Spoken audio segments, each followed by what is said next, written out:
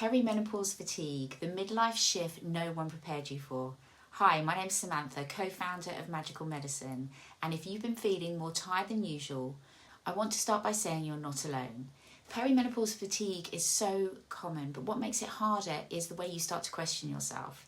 For a while, I didn't recognise myself. My energy felt dispersed. I was much more reactive than I used to be, and things that had always felt manageable suddenly felt like too much.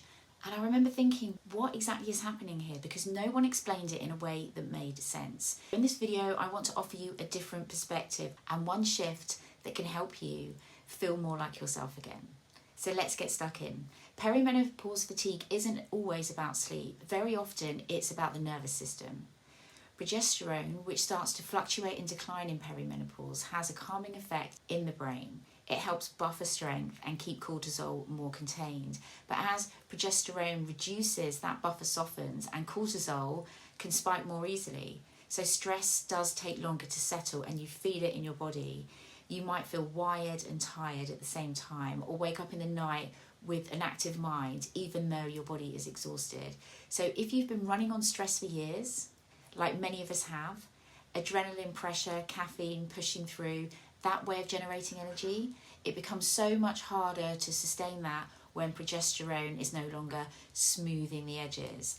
And that's the shift, because there are two different ways the body can generate energy. One is stress-based.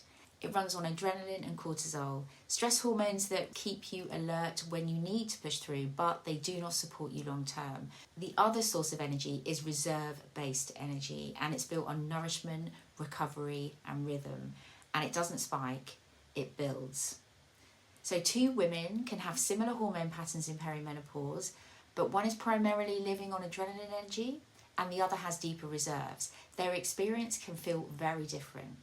Same hormones, different energy foundation.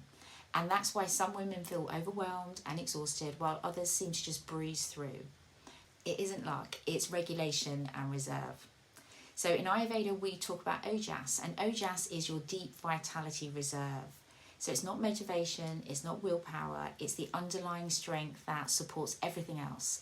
Ojas builds gradually through nourishment, through rest, through consistency, through rhythm. It also naturally reduces when we age, and that's part of being human. We can build Ojas. But if life has been full on and recovery time has been limited, then your Ojas levels can reduce quicker. Signs of low Ojas are slow recovery. You might notice that you just don't bounce back as easily. After a busy week, you can end up totally exhausted. Stress in the body takes a lot longer to settle. But perimenopause, it doesn't create that strain. That's what we need to remember. It just reveals it because your body is a messenger. And if that deep reserve hasn't been supported over time, then tiredness can feel like it's come out of nowhere, but it hasn't. So what to do with this? The work in midlife isn't to stimulate more, it's actually to gradually shift your energy source, and that begins with nourishment.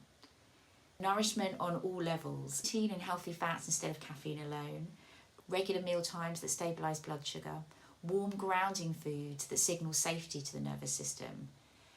It is not a quick fix. If you've been running on stress for years, that pattern is learned in your body and your nervous system has to adapt. So this is where consistency is really important. Small, repeated signals of safety. A breathwork practice where you lengthen the exhale, walking in nature without multitasking, slow practices that calm rather than spike. And by doing these things consistently, you're retraining your system. And retraining does take time, but the body does respond to rhythm. When cortisol becomes less volatile and the nervous system feels more regulated, energy will begin to feel more reliable. It's not forced, it's not borrowed, it's rebuilt, and that's a whole different type of energy. So if you've been quietly worried that you're losing your edge or feeling ashamed that you just can't seem to keep up anymore, please hear this. Midlife is not the end of your vitality, it's a recalibration, and your body just will start operating on a different system. And that means your body needs a different type of care.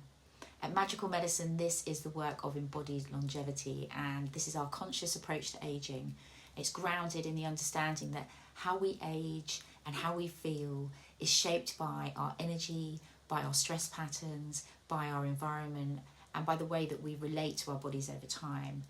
And when we support these layers together, then clarity returns, confidence returns, energy stabilizes, and not because it's being forced or you're trying to fix it, but because you've actually cultivated vitality, you're rebuilding it.